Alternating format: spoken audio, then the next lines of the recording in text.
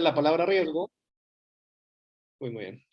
Es muy importante la palabra riesgo porque los inversionistas saben que esto es una inversión de riesgo, o sea, saben que los emprendimientos tienen una alta incertidumbre, ¿no? No se sabe si el emprendimiento va a ser exitoso o no, diferente a lo que pasa en el mercado de capitales tradicional, en donde ustedes pueden comprar acciones, por ejemplo, de Credit Corp, no sé, Intercorp, etcétera, y saben que son empresas que ya tienen historial, ¿no? Y que probablemente no vayan a quebrar en el corto plazo, ¿no? Tienen más seguridad sobre sus inversiones. En el caso de las startups, nosotros no sabemos si la startup pueda sobrevivir al próximo año, ¿no? Porque los recursos son limitados para los emprendimientos, su caja es limitada, toman decisiones también arriesgadas de abrir mercados nuevos. No sabemos si esas apuestas van a ser fructíferas y los inversionistas lo saben, ¿no? Los inversionistas que entran a este segmento saben que es una inversión de riesgo y saben que como contraprestación a ese riesgo que van a asumir, van a tener una alta rentabilidad, ¿no? Y también es muy importante que se considere esta última palabra, ¿no? Largo plazo, o dos palabras, mejor dicho. Y largo plazo, ¿por qué? Porque muchas veces hemos escuchado emprendedores que reciben propuestas de inversionistas, pero el inversionista le dice, págame dentro de 6 meses o págame dentro de un año una rentabilidad de 10, 20, 25%. Y eso no es una inversión saludable en nuestra definición de capital emprendedor, porque el inversionista de capital emprendedor por lo menos está buscando una rentabilidad en los próximos 5 años, si es que no son 10, ¿no? Este es el horizonte de un inversionista de capital emprendedor, entre 5 a 10 años.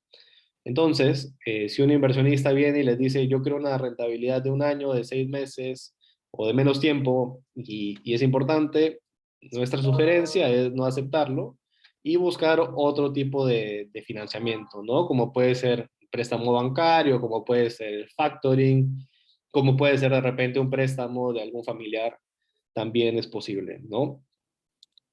Y finalmente, bueno, vamos a ver ahora que estas inversiones se desarrollan en diferentes etapas, ¿no? Aquí lo hemos puesto como series, pero series es entendido como etapa también, ¿no?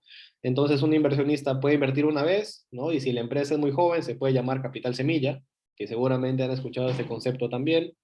Y si invierte más adelante, ya podría llamarse como una ronda serie A, porque ya se le llama así. De hecho, al instrumento de inversión se llama serie A y por eso toma el nombre del instrumento legal. Y si levanta una siguiente ronda va a ser B y luego podría ser C, D, E, etcétera. Muy bien, y hablando de las etapas, esto es una definición que viene de la Asociación de Capital Privado de América Latina, la AFCA, ¿no? Ellos definen que las etapas de vida o del ciclo de financiamiento de un emprendimiento son tres, ¿no? La etapa semilla, la etapa temprana y la etapa de expansión. Y ahora vamos a ver en un gráfico cómo, digamos, está puesto esto en el tiempo, pero es primero la etapa semilla, luego la etapa temprana y luego la etapa de expansión. Y luego no hay como, esto no es una definición concluyente en el sentido de que decimos esto es capital semilla y mañana no puede cambiar. Mañana podría cambiar, el ecosistema emprendedor podría seguir evolucionando y la definición de capital semilla, etapa semilla, etapa temprana, etapa de expansión podría ir cambiando. Pero en general, hoy por hoy podemos entender que la etapa semilla es donde los emprendimientos recién están encontrando sus primeras validaciones del producto o servicio. La etapa temprana, posterior a la semilla, es donde ya los emprendimientos han encontrado un mercado, ya están operando, ya tienen cierta actividad comercial y ya se están expandiendo tanto a nivel local como a nivel internacional. Y finalmente la etapa de expansión, posterior a la etapa temprana, es donde ya el emprendimiento se ha consolidado, ya tiene un equipo que está operando, tiene un modelo de negocios que, digamos, aquí hemos puesto definido, pero probablemente la mejor descripción sea que está más definido que en la etapa temprana. Y también ya su actividad comercial, sus consumidores han ido en aumento, no solo en un país, sino también en otros países. Seguramente han escuchado que cuando se habla de startup o emprendimiento tecnológico, innovador, se habla de que son emprendimientos que no se centran en un solo mercado. Buscan normalmente tener a más de un mercado y si no, tener un alcance regional, ¿no? Entonces, bueno, esto muy brevemente lo vamos a ver en un gráfico más adelante. Y luego esto es, digamos, ya lo que tiene que ver con agentes de financiamiento o de inversión, ¿no? Que serían los actores que participan en este mercado alternativo de financiamiento, ¿no? Y esta es la forma como lo llamamos, Friends and Family and Fools, ¿no? Que puede ser capital propio o de personas muy cercanas al emprendedor y que normalmente son la primera fuente de financiamiento. En algunos casos vienen a ser a título gratuito, es decir, como una donación o un recurso no reembolsable que recibe el emprendedor, pero en algunos casos también esta inversión se hace a título de inversión, ¿no? Y a cambio de una participación en la empresa. Es común en el Perú esto, es muy común que los emprendedores inicien su emprendimiento con recursos propios, préstamos con tasas muy bajas o sin tasas de familiares, amigos, cercanos, y también la subvención pública, ¿no? Que seguramente han escuchado de este programa del Ministerio de la Producción, que es Startup Perú o Innovate Perú. A través de esta agencia se dan bastantes recursos no reembolsables para que los emprendimientos puedan desarrollar sus primeros prototipos o desarrollar su primera fase comercial en el caso de los que ya han empezado a vender, ¿no? Y normalmente estamos hablando de etapa semilla, ¿no? O sea, la primera etapa es donde aparecen estos jugadores, amigos, familia, el gobierno, ¿no? Y también hay otras organizaciones multilaterales y similares que dan esos recursos no reembolsables. El tercer punto es el financiamiento participativo, también conocido como crowdfunding, ¿no? Hace unos días, un par de semanas, salió publicado el reglamento de las sociedades de financiamiento participativo financiero o crowdfunding.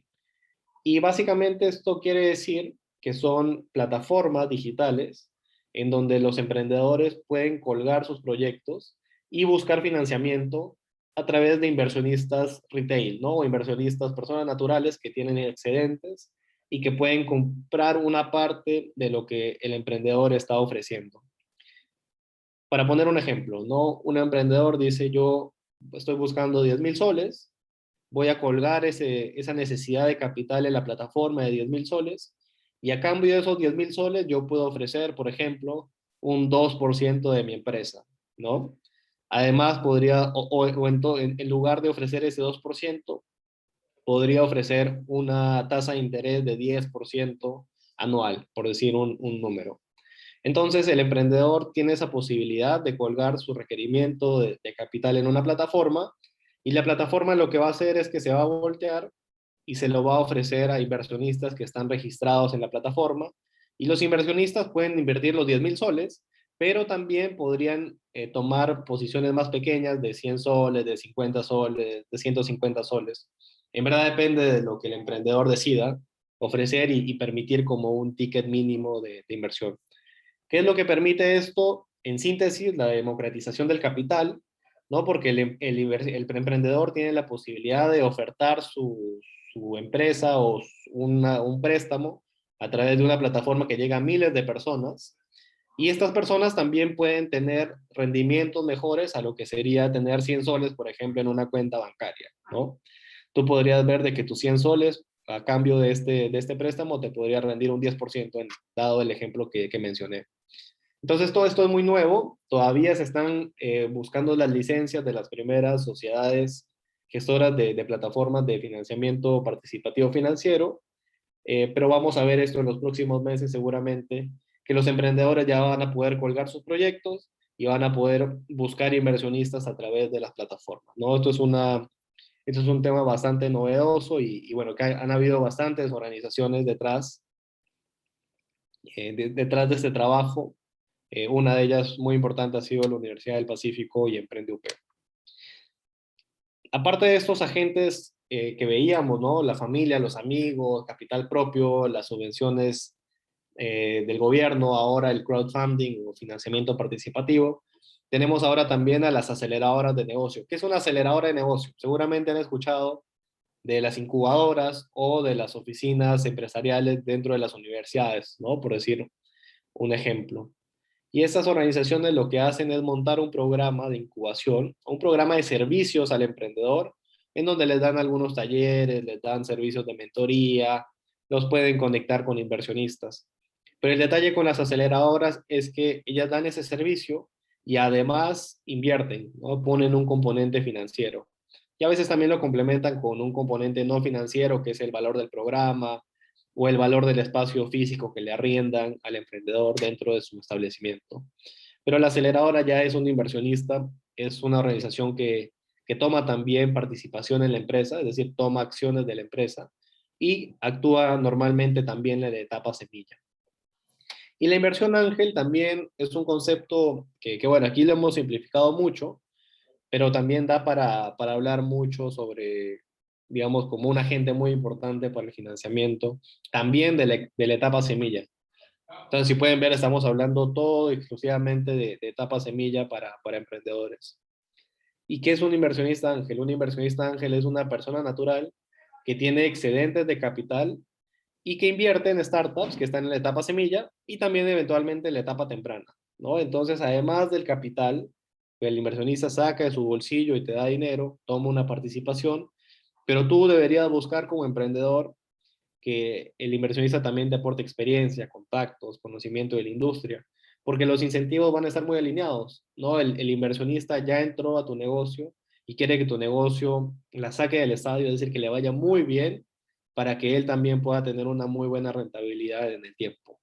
Y eso es un inversionista ángel. Los inversionistas ángeles en el Perú ya están haciendo inversiones desde los $10,000, $5,000 en algunos casos que he visto, pero pueden llegar también hasta los 50,000, 80,000 y en algunos casos muy excepcionales de 100,000 para arriba, ¿no? Pero normalmente hablamos de inversión ángel en el Perú de $100,000 para abajo. Un inversionista ángel, por ejemplo, para los que se están preguntando si podría ser un amigo, también puede ser un amigo, puede ser un familiar, también puede ser un familiar, pero aquí el concepto de inversión ángel es, digamos, principalmente de personas terceras, ¿no? Que no son muy cercanas a nosotros, pero que sí tienen interés en invertir en emprendimientos y que lo hacen no de repente a tiempo completo, pero sí les toma un buen tiempo de sus días tomar el tiempo para evaluar propuestas de inversión y al final tomar decisiones de inversión. Entonces, muy bien, los inversionistas ángeles hoy en día están agrupados en estas redes de inversión ángel, que una red de inversión ángel es simplemente un grupo de inversionistas ángeles. Por ejemplo, en universidades, la Universidad del Pacífico tiene una, la Universidad de Piura tiene otra red, hay otra red, hay redes privadas también, como son The World en el Perú, Angel Ventures también, es una red de inversión ángel, y bueno, es el trabajo de estas redes es buscar emprendimientos y presentárselos a este grupo de inversionistas que, bueno, ya ellos van a tomar la decisión de poder invertir o no en una empresa, ¿no? Y la red puede ser abierta o cerrada, y lo que quiere decir es de que la red puede estar exclusiva para un grupo de amigos, por ejemplo, o puede ser abierta en donde cualquier persona se pueda suscribir y eventualmente recibir esas oportunidades de inversión. Y siguiendo con agentes de financiamiento, entonces hablábamos de familia, amigos, familiares, crowdfunding, subvenciones públicas, aceleradoras, inversión ángel. Todos estos están dentro del eslabón del capital semilla, ¿bien? Y luego el capital semilla, ¿no? Lo que veíamos que encaja más como una etapa temprana, ya vendrían a aparecer estos jugadores, ¿no? Que son los fondos de capital emprendedor, los fondos de inversión de impacto, también los fondos de capital emprendedor los conocemos como fondos de venture capital. ¿Y qué es un fondo de venture capital? Es una firma de inversiones que tiene dos partes. Un administrador del dinero y después tiene inversionistas que aportan a un fondo o un patrimonio autónomo que es administrado por ese gestor. ¿Cuál es el valor para los inversionistas? Que los inversionistas no son los encargados de buscar las oportunidades de inversión y de tomar decisiones de inversión, llevarlos a procesos de due diligence, por ejemplo, y tomar las decisiones, sino que delegan toda esa operativa a un gestor que su día a día es buscar inversiones, evaluarlas, tomar decisiones de inversión. Y esos fondos operan en el Perú ya hace varios años. Poco a poco han venido apareciendo más fondos y principalmente fondos de la región que están viendo al mercado peruano como un mercado atractivo. Y bueno, lo que muestra también la participación, y ahora lo vamos a ver más adelante, de que existan más fondos en el ecosistema, es que cada vez más se están tomando decisiones profesionales, ¿no? No es que los inversionistas anteriores no tomen decisiones profesionales, pero este tipo de actores, digamos, su día a día y su trabajo es hacer esa evaluación, evaluación, filtro, decisión de inversión, seguimiento. Ese es, digamos, su día a día. Y eso, y el hecho de que participen más activamente quiere decir de que hay más capital profesional alrededor del ecosistema. Y eso es una señal de madurez, de hecho. La inversión de impacto es un concepto que aquí he simplificado, la verdad, en un par de líneas, pero lo que quiere decir es que además de que un inversionista busque un retorno económico, el inversionista también busca un retorno medioambiental, un retorno social, ¿no? Y la inversión de impacto puede estar en los diferentes niveles que habíamos visto, o sea, pueden haber aceleradoras de inversión de impacto, pueden haber fondos de inversión de impacto, pueden haber inversionistas ángeles que solo les interese la inversión de impacto. Entonces es un tema transversal, ¿no? Pero normalmente también lo que más sucede es que existan fondos de inversión de impacto. Entonces también hay un gestor profesional que evalúa oportunidades de inversión, administra capital de terceros en este patrimonio autónomo y toma decisiones de inversión, siempre buscando este triple enfoque, ¿no? Económico, social y ambiental. Y bueno, cada inversor de impacto va a tener algunas variaciones también. Algunos prefieren temas como educación, otros medio ambiente, otros inclusión financiera, por ejemplo. Eso cada vez más es más común en el ecosistema peruano y latinoamericano. Y nuevamente, ¿no? Recapitulando, teníamos familia, amigos, familiares, fondos propios, crowdfunding, subvenciones públicas, etapa semilla, aceleradoras, inversión ángel, también etapa semilla, los fondos y la inversión de impacto un poco que ya está en esta etapa más temprana. Y otro jugador de la etapa temprana y también eventualmente de la etapa de expansión son los fondos corporativos, ¿no? Lo que se conoce como Corporate Venture Capital. Pero así como hay fondos corporativos, también hay un concepto más amplio que se llama Corporate Venturing, que quiere decir todo el tipo de formas en que un corporativo puede relacionarse con una startup, ¿no? Y esto puede ser muy amplio. Puede incluir una hackathon, donde seguramente ustedes han visto que se pone un desafío, vienen equipos emprendedores o de tecnología a solucionar ese desafío y normalmente viene patrocinado por una organización del sector público o una empresa. Cuando es patrocinado por una empresa, la empresa lo que busca son soluciones que puedan resolver un desafío propio de la compañía y eventualmente podrían llevarlos ellos, por ejemplo, a implementar esa tecnología dentro del corporativo. Así como hay las hackatones, también podría pasarse una fase de implementación de pilotos. ¿Qué quiere decir? Que una solución que el corporativo ha identificado en el mercado, luego hace una especie de proyecto especial dentro de la empresa para ver si es que efectivamente esa solución puede encajar dentro de la compañía. Ahí tienen que encajar procesos, temas legales, y hay asesores que ayudan en ese proceso de juntar ambos mundos, ¿no? El mundo emprendedor con el mundo corporativo. Y hay otros ejemplos como es la construcción de empresas donde un corporativo pone todos los recursos para crear una empresa dentro del mismo corporativo. Seguramente ustedes han escuchado de Yape, han escuchado de Plin, en su momento pues Luquita, Tunki, ISM, Industria San Miguel en Piura también está trabajando con una startup que se llama Delivery Go. Entonces, cada vez más vemos ejemplos de corporativos que ponen todos los recursos, dinero, personal, infraestructura, tecnología, y simplemente como que operan pequeños negocios dentro del mismo corporativo. Esto es una práctica que ha venido creciendo mucho en los últimos meses. Y como les decía, el capital emprendedor corporativo o corporate venture capital es donde las corporaciones invierten en startups, ¿no? Y lo hacen a través de su propio balance o lo hacen a través de fondos de inversión especializados para esto.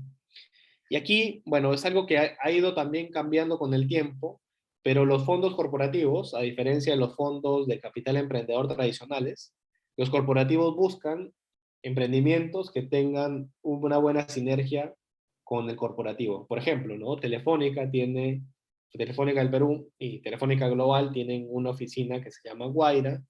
Guaira lo que busca es soluciones en el sector de telecomunicaciones, por ejemplo, que puedan integrarse al corporativo, ¿no? A Telefónica.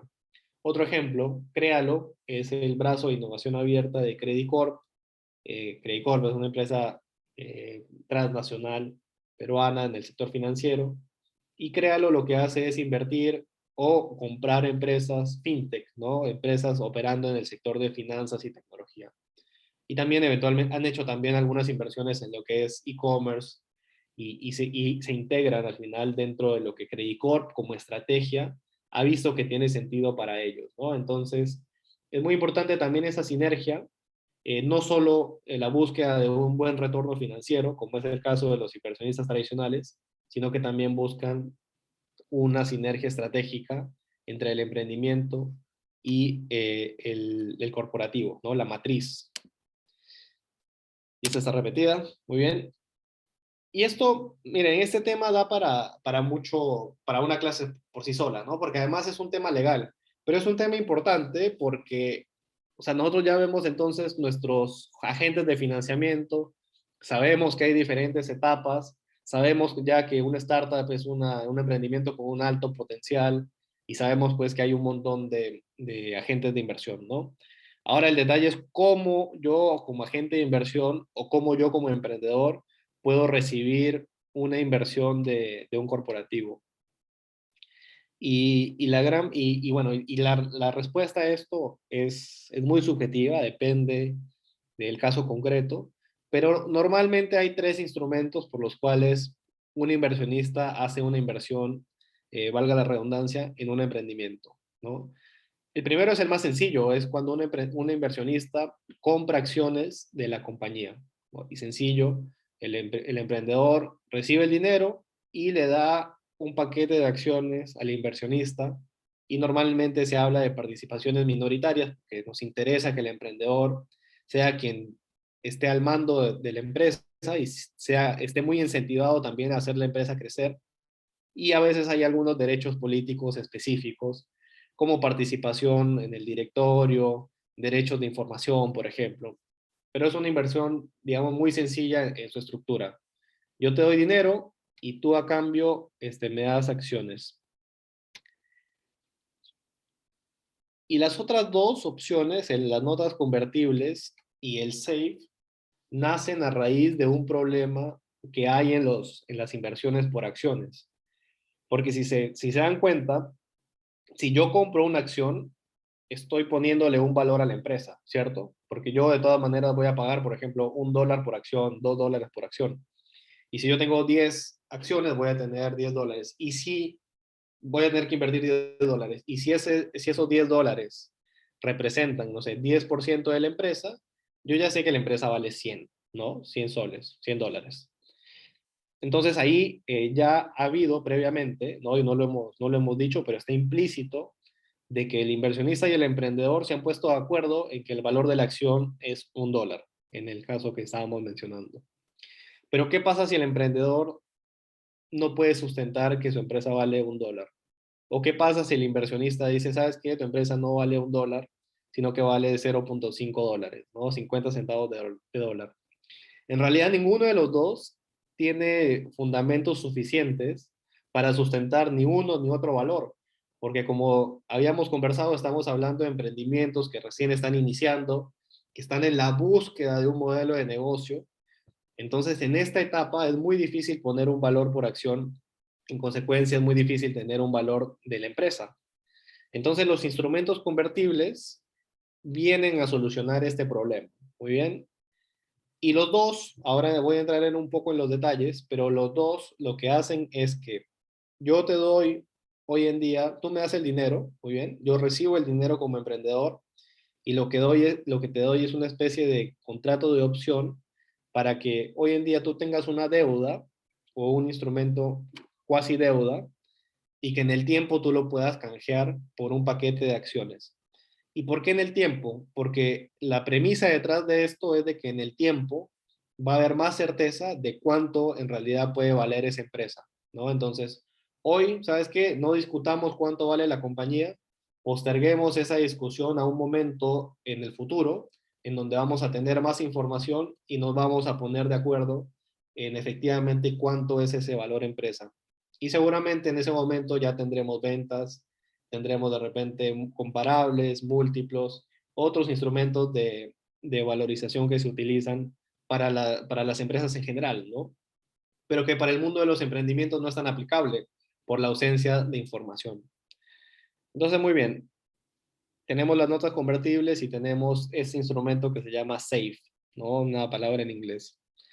Y la nota convertible es un instrumento de preste deuda, ¿no? O sea, el emprendedor se compromete a repagar el monto que nos ha dado el inversionista y además una tasa de interés en un periodo establecido, ¿no? Es un instrumento de deuda tradicional, pero que tiene la posibilidad de que antes de que venza el préstamo, el inversionista pueda transformar ese préstamo en acciones y se calcula un valor por acción y se le dan algunos beneficios al inversionista y el inversionista ya no no es un acreedor, o sea, no tiene una deuda sobre ti, sino que se convierte en un accionista también, como es en el primer caso, ¿no? Entonces, como les decía, esto se utiliza para postergar la discusión sobre cuánto vale un emprendimiento o no, y más bien se patea esa decisión en el tiempo para ahí sí, cuando ya hay más certeza y más información,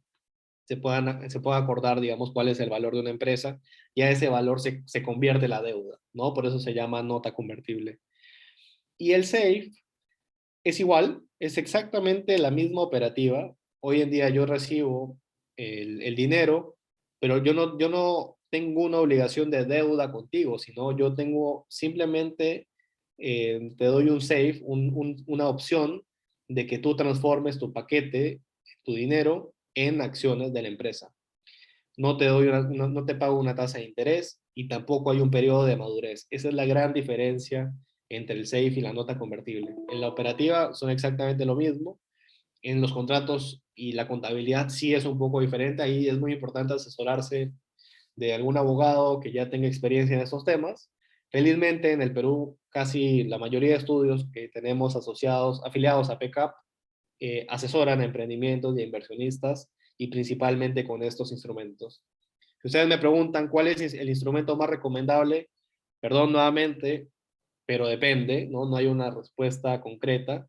Depende del inversionista principalmente, que ellos normalmente te dicen, yo solo invierto en equity, yo solo invierto en notas convertibles, yo solo invierto en safe. Pero lo más recomendable, sí, aquí sí hay algo más cierto, es que cuando uno está en una etapa muy temprana, uno es un emprendedor y tengo la opción de levantar inversión de terceros, es recomendable utilizar un instrumento convertible, precisamente porque ustedes no van a perder el tiempo tratando, ustedes emprendedores no van a perder el tiempo convenciendo inversionistas de que su empresa vale 10, porque como les decía, no va a haber ninguna de las dos partes va a tener razón sobre el valor que ponen y van a tener pocos fundamentos para sustentarlo. Y lo mismo para el inversionista. El inversionista de repente quiere entrar en una empresa que le parece muy atractiva, tecnología muy atractiva, por ejemplo, un mercado muy grande, pero ¿qué pasa si no se ponen de acuerdo en el valor de la empresa? ¿Ya? Se utilizan estos mecanismos convertibles y es una práctica bastante común en el ecosistema peruano. Como les decía, eso es un ejemplo, perdón, son conceptos muy legales, también tienen contabilidad y vale la pena sí indagar un poco más para entenderlos bien, ¿no? Y como les decía, siempre asesorarse por un abogado porque estos son contratos que se han importado de Estados Unidos y que tienen algunas matices que es importante que las puedan prevenir. Por ejemplo, el tema contable cuando la nota se convierte en acciones, a veces se gatillan ahí algunos impuestos por ganancias de capital que es mejor que ustedes pueden hablar con un abogado y con contadores previo a utilizarlos. Y ahora tengo una serie de bullets, ¿no? Que voy a pasar muy rápido ya que nos quedan unos 15 minutos más o menos. Pero son recomendaciones que hemos visto en el tiempo y que yo creo que aplican para los dos lados, para el emprendedor y para el lado inversor también. El levantamiento de capital no es un fin por sí solo, no es un medio. Para el emprendedor es muy importante definir metas de para qué necesita ese capital. Es importante hacer un presupuesto, es importante ver en el tiempo para cuánto tiempo te va a servir ese dinero, no un año, 2 años, 18 meses en algunos casos, pero nunca es un fin. Entonces, si ustedes llegan a tener una inversión, en realidad hay que celebrarlo, sí, hay que ponernos contentos, pero también implica una responsabilidad de poder cumplir esas metas que le hemos prometido al emprendedor, ¿no? Entonces, levantar capital no es un fin, es un medio para llegar a cierto objetivo. Algo que no se ve mucho es el costo de oportunidad de acceder a este tipo de capital, ¿no? Y por costo de oportunidad quiero decir principalmente el tiempo que los emprendedores dedican a estos procesos de levantamiento de capital. Un emprendedor en promedio le toca la puerta a 100 inversionistas y de los 100 inversionistas, 5 le generan una reunión y uno le va a invertir. Eso es un poco el ratio de cuántas reuniones tiene que tener un emprendedor. Recuerden, ¿no? Que estamos hablando en un mundo, especialmente el emprendedor de recursos escasos, en donde el emprendedor probablemente tenga una o dos personas más en su equipo, tienen que desarrollar el negocio, tienen que seguir vendiendo y en este caso también tienen que empezar a contactar inversionistas. ¿Qué pasa muchas veces? Que los equipos emprendedores, y nosotros siempre hablamos de equipos, o sea, no creemos que haya un emprendedor dueño 100% de la empresa, sino equipos emprendedores que todos tienen incentivos para hacer crecer a la empresa. Uno de ellos se dedica exclusivamente por 6 meses o por 12 meses al proceso de levantamiento de capital, mientras el otro sigue empujando el negocio, ¿no? Así de difícil es levantar capital, especialmente en un mercado como el de Perú. ¿Qué empresa de crowdfunding hay en el Perú? Todavía no hay empresas de crowdfunding que hagan inversiones o préstamos. De hecho, recién se están gestionando las primeras licencias. Hay una plataforma que se llama Capital Social o Crowdfunding de Emprende UP, que les permite hacer algunas donaciones, algunos rewards, ¿no? Como recompensas, sistema de recompensas a través de la plataforma, pero préstamos y inversión no, no técnicamente. Hay una plataforma, no sé si sigue operando de hecho, pero se llamaba Fluenta, que más o menos hace esa conexión entre proyectos e inversionistas, ¿no? Y se comportan en la práctica casi como una plataforma de crowdfunding, financiamiento, ¿no? Financiera. Primera ronda, sí, bueno, cuando un emprendedor siempre nos pregunta cuánto debería vender por su empresa, la recomendación es siempre valorar mucho su compañía, ¿no? Ustedes están construyendo la compañía, están dedicándole mucho tiempo, probablemente han renunciado a su trabajo para hacer un emprendimiento, entonces valoren ese esfuerzo y si hay que soltar un número, ¿no? Diríamos no dar más del 10% de su empresa en una primera ronda, ¿no? Independientemente de quién sea la persona, salvo pues excepciones, ¿no? Que puede venir un inversionista de mucho valor y va a valer la pena pues darle un poco más, pero normalmente 10% es un monto aceptable. Por favor, no, bueno, de repente aquí puedo chocar con alguien, pero hay a veces mentores, advisors, gente que viene a asesorarte y te dice, por el pitch te voy a cobrar 2%, 3% de la empresa, X total, o sea, no lo hagan, no lo vale. Si alguien viene a darte esa oferta, la verdad es puro oportunismo, ¿no? No es hacer un pitch, dar un consejo, no es suficiente contraprestación para el valor de sus empresas, ¿no? Cada porcentaje de estos para ustedes debería tener un valor muy alto. Y si están haciendo una ronda inicial, una ronda semilla, utilice mejor instrumentos convertibles. Eso es lo más recomendable para una primera ronda para postergar precisamente la discusión sobre cuánto vale o no la empresa. Consejo adicional, si buscan dinero, van a recibir consejos, pero también si buscan consejos pueden recibir dinero. Esto aplica mucho para los mentores especialmente. Si buscan reuniones, traten que sea de 40 minutos, 20 minutos máximo, si es que es de 40, para que ustedes presenten sus negocios y por lo menos debería haber 20 minutos para preguntas y retroalimentación.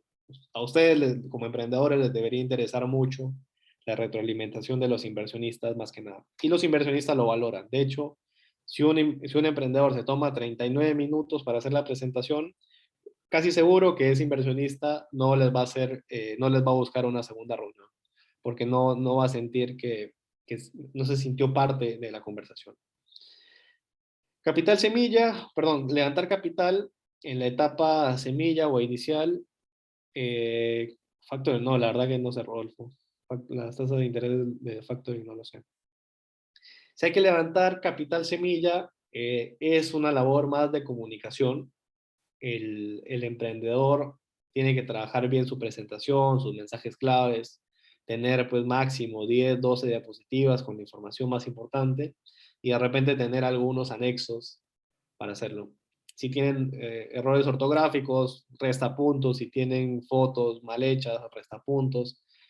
Esta fase no es financiera, o sea, ustedes por más modelo financiero que utilice tecnología o los mejores asesores financieros del mundo, un modelo financiero en esta etapa no es útil, es muy subjetivo, se convierte más en hablar del equipo, ¿no? De la oportunidad y de comunicar lo que dice el segundo punto, ¿no? Comunicar con confianza y coherencia entre lo que se está presentando y los planes que plantea el emprendedor. Entonces, se trata más de una labor de comunicación que una labor financiera. Y eso también, el último, es súper subjetivo. El inversionista en general puede valorar muchas cosas, ¿no? Pero lo que nosotros hemos visto en general es que el inversionista valora tres cosas principalmente. El equipo, quién está detrás del carro, el tamaño de mercado, que quiere decir hacia dónde estoy yendo, mercado peruano, regional, global. Hay que hablar de mercado por lo menos regional y el modelo de negocio. Y el modelo de negocio está al final precisamente porque, como hablábamos desde el comienzo, hablábamos en la definición de emprendimiento o de startup, en la búsqueda de un modelo de negocio, ¿no? Y eso el inversionista lo tiene súper claro. El inversionista sabe de que el modelo de negocio probablemente cambie y lo que más va a importar es quién está detrás del carro manejando y viendo todas estas oportunidades para cambiar, hacer ajustes, matar proyectos, crear nuevos proyectos. Así que el modelo de negocio es algo que sí es importante mostrar que se puede generar dinero a través de ese modelo de negocio, pero el inversionista sabe que en el tiempo esto va a ir cambiando seguramente más que una vez, ¿no? Yo aquí tenía un mini quiz, pero bueno, dado el formato del evento no lo vamos a poder hacer. Y quiero hablar muy rápido de esto, ¿no? Todo lo que les he venido mostrando en las definiciones, y nuevamente disculpas que había demasiado texto, yo creo que era importante hablar de todos estos conceptos para que esta diapositiva sea una diapositiva resumen, ¿no? Como pueden ver, aquí tenemos nuestra fase semilla, nuestra etapa temprana, nuestra fase de expansión. Tenemos a nuestras incubadoras y aceleradoras que dan servicios a los emprendedores. Luego, como organizaciones que dan capital, tenemos a los programas del Estado. Las incubadoras eventualmente también podrían hacer inversiones, pero normalmente hablamos más de aceleradoras. Tenemos a la inversión ángel, ¿no? Que tiene un espectro más amplio, ¿no? Que va desde la etapa semilla, etapa temprana.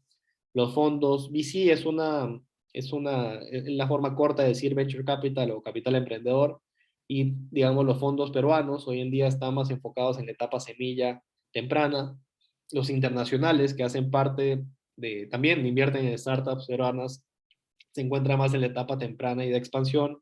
Y el CVC quiere decir los fondos corporativos, se encuentran normalmente más en la etapa temprana o de expansión. Aunque, si ustedes ven un reporte que salió de inversión corporativa en el 2020, se van a dar cuenta de que hay bastantes fondos corporativos también en la etapa semilla, ¿no? Pero normalmente, como les decía, esto es algo que puede ir cambiando en el tiempo, pero es una foto que yo creo que hoy en día refleja muy bien en dónde está el ecosistema emprendedor peruano, ¿no? Y todo este grupo de organizaciones, sobre todo las que están pintadas en amarillo medio dorado, son las organizaciones que hacen parte de este ecosistema de financiamiento o ecosistema de capital emprendedor. Y de esas organizaciones, pues PECAP agrupa la gran mayoría de ellas.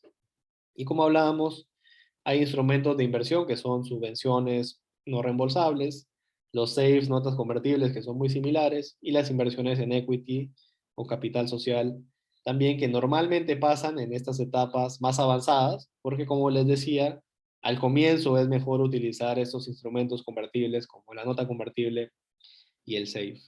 Y acá también lo mismo, ¿no? Podemos ver que la línea roja es la evolución de una startup, del ciclo de vida de una startup, y en cada etapa va a aparecer un agente de financiamiento distinto, que son los que ya habíamos hablado, Friends and Family, Crowdfunding, los recursos no reembolsables o grants, las aceleradoras, la inversión ángel, la inversión de los fondos, los corporativos, y dos más que no hemos hablado, pero no vale la pena hablarlo porque no son agentes que normalmente estén hoy en día siendo activos en el Perú, pero sí hay que tenerlos en cuenta porque son potenciales mecanismos de financiamiento para etapas más avanzadas. Aquí una foto muy sencilla de algunos logos en aceleradoras, redes de inversión ángel, oficinas de familia o family offices, fondos locales de venture capital, fondos regionales de venture capital. Y las corporaciones también aquí ya nos quedamos cortos en el tema de logos, o sea, hay muchas corporaciones hoy en día trabajando iniciativas con emprendimientos, eso es algo que ha crecido mucho el año pasado y bueno, es algo también muy importante que los corporativos participen. Y ya para finalizar, en los 2 o 3 minutos que me quedan, quiero mostrarles de que estamos en una evolución del ecosistema de inversiones impresionante. Esto es inversión de América Latina. Como pueden ver, del 2017 y el 2018 ahí teníamos 1.1 y 2 billones de dólares respectivamente, billones con B o los famosos billions eh, estadounidenses.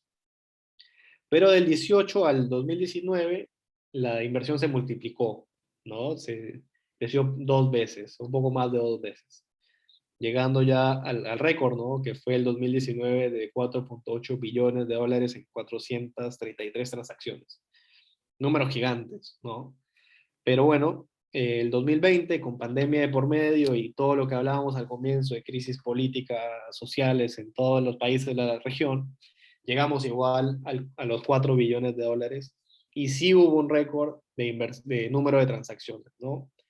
Se llegaron a 488 transacciones en el 2020.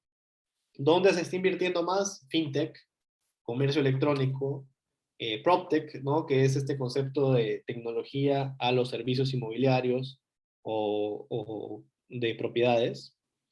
Ahí están los montos también, 1.6 billones, 414 millones y 257 millones. Están números grandes comparado a lo que vamos a ver ahora en el Perú. Y unicornios, que son estas empresas que llegan a tener una valorización o un valor empresa mayor al billón de dólares, ¿no?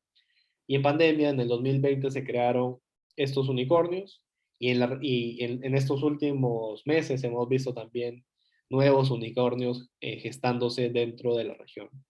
Entonces está FinTech en Brasil perdón, Creditas en Brasil con FinTech, Love también en Brasil con PropTech, Bitex en Brasil en e-commerce, Kavak en México FinTech y de local en Uruguay FinTech también. Kavak, el primer unicornio mexicano en 2020, poquito 2021, ya hay 3, o sea, en estos últimos 6 meses se han gestado 2 unicornios más. El último fue anunciado hoy, una empresa que se llama Clip. Y en el caso de Local de Uruguay, es una empresa que hace unos días, creo que fue el jueves pasado, empezó a listar en la Bolsa de Valores de Estados Unidos. Entonces ya dejó de ser una compañía privada, ahora se ha convertido en una compañía pública, en un mercado gigantesco, ¿no? Como es el estadounidense, la Bolsa de Valores de Estados Unidos. Y esto es una foto muy resumen de dónde están estas compañías, principalmente unicornios, ¿no? Aquí ya el dato está desactualizado, deberían ser 30 unicornios a la fecha en la región. La mayoría están en Brasil, como pueden ver, hay varios en Argentina, seguramente compañías que ustedes han visto o han utilizado en algún momento. Ya tenemos 3 unicornios en México, Colombia tiene su unicornio también con Rappi, que seguramente lo han visto o lo han utilizado en algún momento, y de local, que es la compañía uruguaya que les comentaba hace unos minutos. En el caso peruano, en el año 2020 y 2021 también se han generado dos rondas importantes. La de Creana fue de un poco más de 17 millones de dólares, con inversionistas como Salesforce, el International Finance Corporation, así que bueno, jugadores muy grandes. Chasqui también tuvo una ronda ahora hace unos meses, compañía de logística peruana, donde tuvo a dos fondos de capital emprendedor mexicanos y también a Falabella, ¿no? Falabella invirtiendo en Chasqui varios millones de dólares también. Así que un hito para el ecosistema peruano. Y con eso termino. En Perú, ¿no? Las inversiones también han ido creciendo. Como podemos ver, del 2019 pasamos al 2020 de 21 millones a 46 millones invertidos en menos transacciones, lo que quiere decir que las transacciones hoy en día son más grandes, ¿no? Eso es bastante positivo. Y de la inversión de esos 46 millones, tres cuartas partes es de fuente internacional, ¿no? Principalmente fondos de capital emprendedor invirtiendo en startups peruanas. ¿Quiénes invierten? Como les decía, los fondos de venture capital, los fondos de inversión o los fondos de capital emprendedor, eso es lo mismo para efectos de esta presentación. Y también este sector corporativo invirtiendo como corporativo en sí, 5 millones de dólares, si lo contamos con los fondos corporativos, es casi 11 millones de dólares. Entonces, muy importante también cómo los corporativos han abierto los ojos a invertir en emprendimientos en el último tiempo. Y la inversión ángel también está ahí. Siempre tenemos la inversión ángel casi estable en 5 millones de dólares hace 3 años. Eso es digamos, en los sectores donde se está invirtiendo. Los tres sectores principales, 2019 y 2020, se repitieron, son educación, fintech y comercio electrónico. Eso es lo que más está sonando hoy por hoy en el Perú. Si ustedes tienen un emprendimiento en este sector, seguramente van a encontrar más inversionistas interesados. Y lo mismo para los inversionistas, si están buscando oportunidades, probablemente estos sean los tres sectores en donde hay más oportunidad. Quisiéramos ver también más emprendimientos en agricultura, en temas agroindustriales, comida. Hay una onda muy grande en el mundo de comida saludable o comida alternativa. Eso seguramente también va a llegar al Perú en algunos años. Y estas son el universo de empresas que han participado que han recibido inversión en el 2020.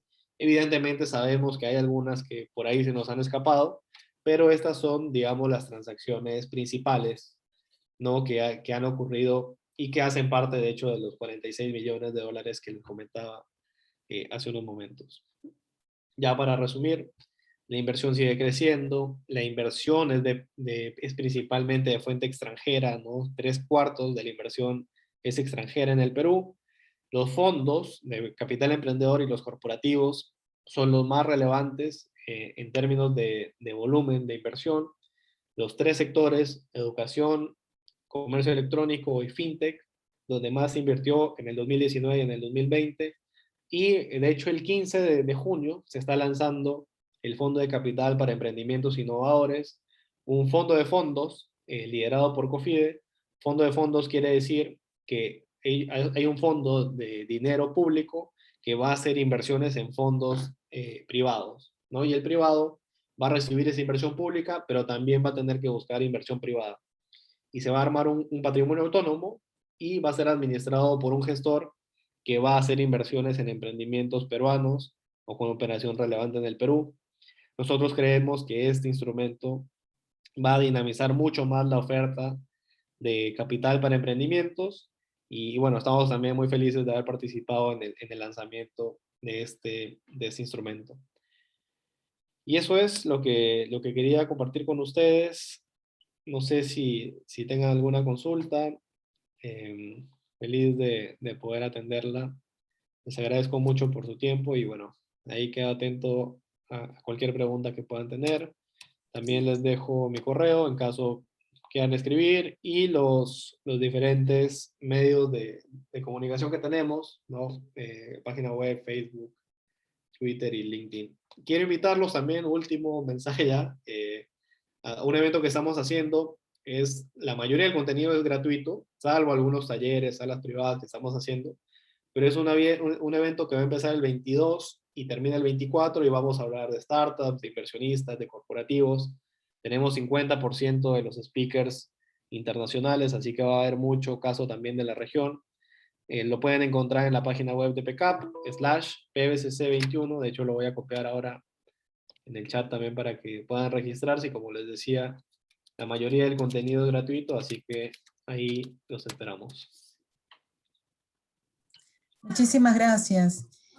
Ahora quisiera como primera pregunta, Luis, antes de que las personas en las redes sociales, igual aquí a través del Zoom, se puedan animar a hacer alguna consulta también. Primero quería saber si bien mencionaste que son 3 etapas, la de semilla, la temprana y la de expansión, ¿cuánto tiempo dura, clasifica, de qué manera se realiza esto? Y supongamos que alguna de las empresas no haya pasado por la etapa semilla, por ejemplo, en una incubadora, puede acercarse a alguna aceleradora directamente a poder buscar algún tipo de financiamiento.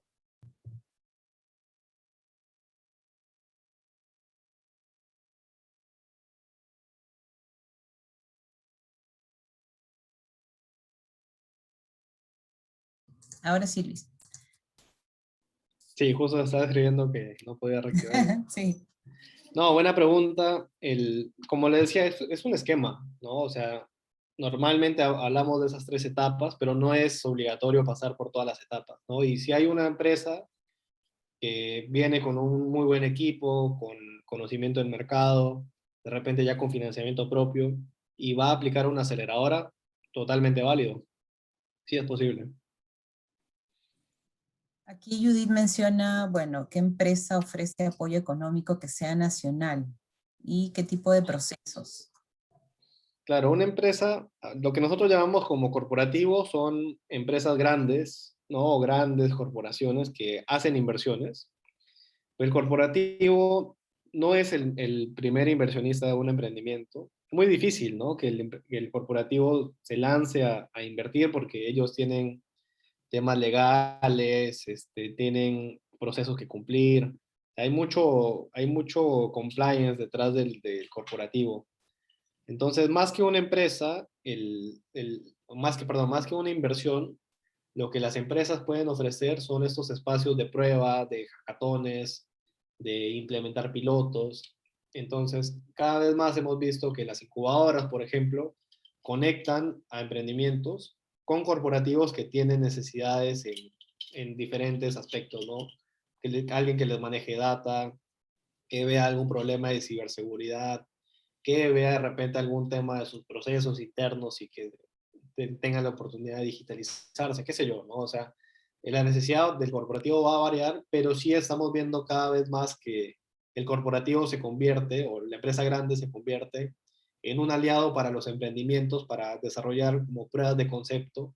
Y para el emprendimiento eso es muy bueno porque les permite decir, sabes que yo trabajo con la empresa tal, ¿no? Y eso les da un respaldo de cara a inversionistas, a clientes y otros.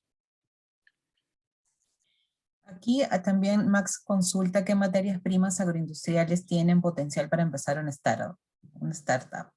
No, muchas gracias Max por la consulta. Mira, yo no soy experto en materias primas ni temas agroindustriales. Lo que sí he visto es que el tema superfoods está muy fuerte, o sea, sigue siendo superfoods algo muy relevante, darle valor a los superfoods peruanos, creo que es una oportunidad. De hecho, hay varias empresas ya que están haciendo barras de cereal, están haciendo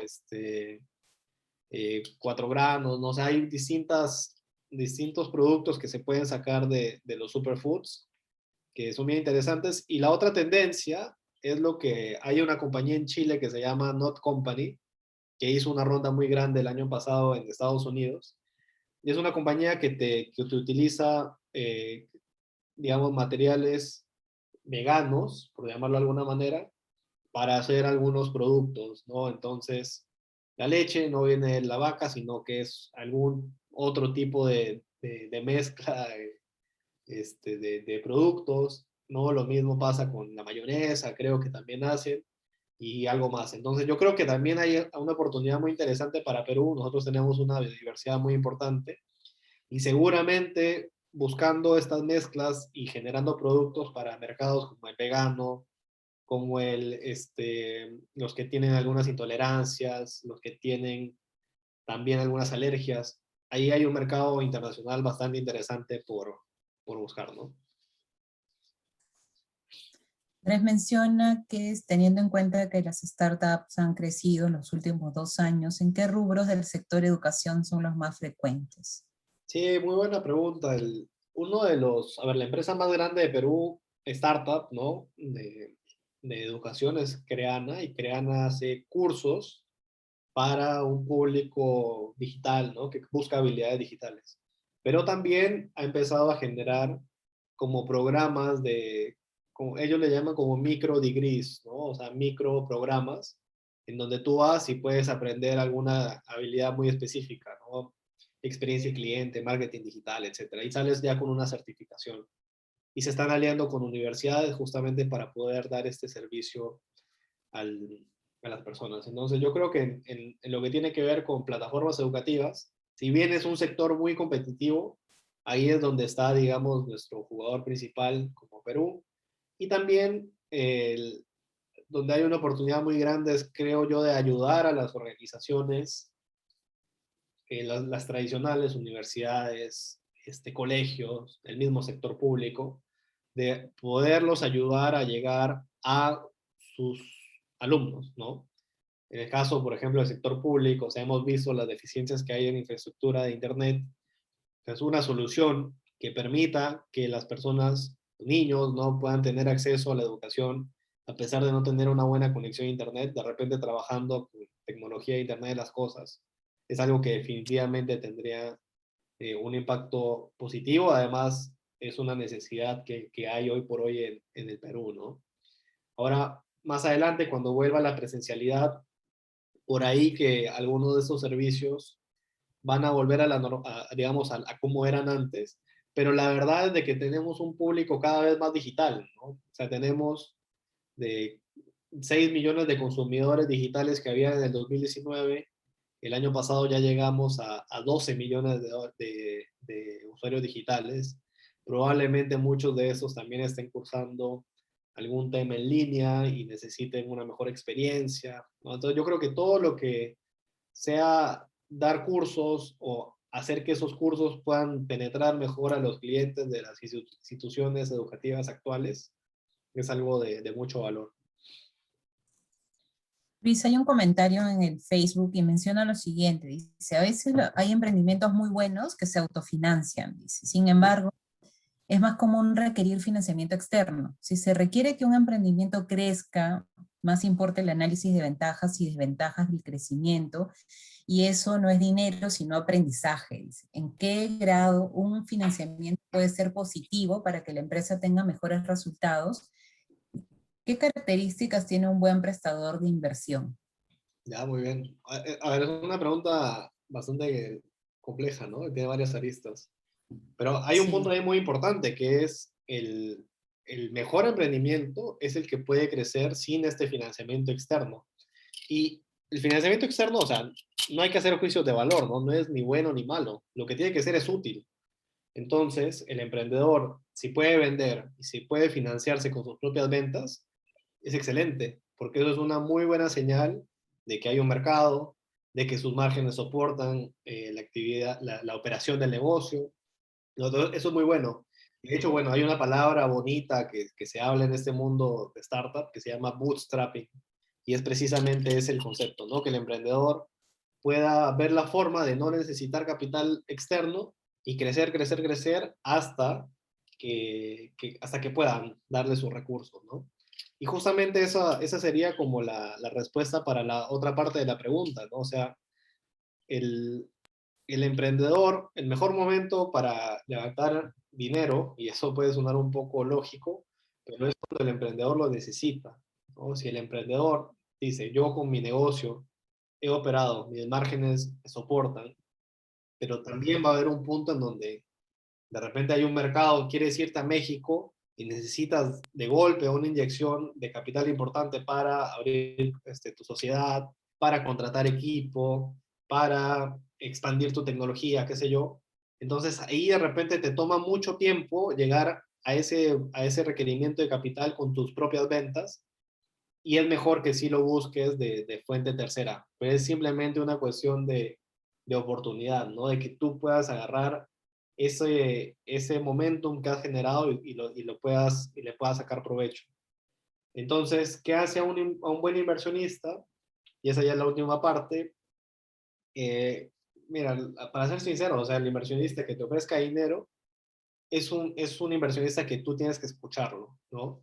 Pero es muy importante también que pienses en el largo plazo, porque decíamos, esto es algo que por lo menos te va a durar 5 años, 6 años, 7 años, y casi que se convierte, los inversionistas hablan de esto, ¿no? Que se convierte como un matrimonio. Entonces, tienes que pensar también, tanto para el emprendedor como para el inversionista, si tú a esa persona la vas a poder soportar durante 5, 6, 7 años. Si la respuesta es no, es mejor que por más valor que te genere el inversionista o el emprendedor, diga mejor, bueno, buscamos otra oportunidad más, ¿no? Porque sí se valora mucho esta química que existe entre el emprendedor y el inversionista, porque hay muchos espacios de incertidumbre, seguramente va a haber momentos complicados y es importante que exista cierta unidad. Entonces, bueno, esa es una respuesta larga para decirte, hay que buscar inversionistas que estén alineados a la misión del negocio, hay que buscar inversionistas que puedan aportar valor más allá del dinero y que también sean amigables, digamos, con consejos, retroalimentación y que tú sientas que puedes contar con ellos también en los momentos complicados. Luis, a mí me queda una duda sobre el tema de que un inversionista, así como mencionabas el caso de Yape, ¿no? Entiendo de que esos han sido iniciativas de un pequeño y que han sido compradas por el banco y el emprendedor ya dejó de ser emprendedor y le pasó la idea a ser financiada y a ser desarrollada. ¿Es así como se lleva a cabo? Hay de las dos formas, o sea, por ejemplo, Kulki, que es una pasarela de pagos, era un emprendimiento que tenía sus fundadores, eran dueños del negocio, y que vino, créalo, y los compró, y ahora créalo, o Credicorp, es dueño de Kulki, mayoritario, y controla la empresa, ¿no? Y coloca a un gerente, por ejemplo.